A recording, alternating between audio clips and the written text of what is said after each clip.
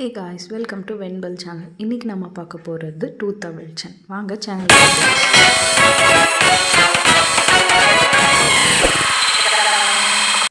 Tooth அவல்சன்னா ஒன்றும் இல்லை guys.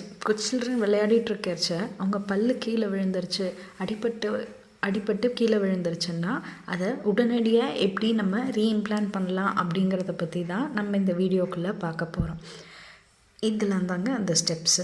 First step என்னன்னு கேட்டிங்கன்னா, பேனிக் ஆகாதீங்க. நீங்களும் பேனிக் ஆகாதீங்க, உங்கள் சில்ட்ரனையும் பேனிக் ஆக விடாதீங்க.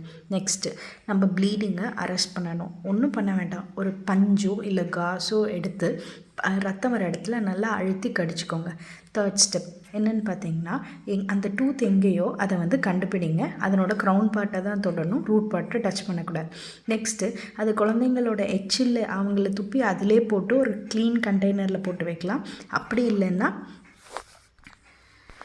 இல்லைன்னா சுத்தமான தண்ணியில் ஒரு மூடி போட்டு ஜாரில் போட்டு மூடி கொண்டு வாங்க. அப்படியும் இல்லைன்னா ஒரு ஐஸ் க்யூப்ஸ் போட்டு கொண்டு வாங்க.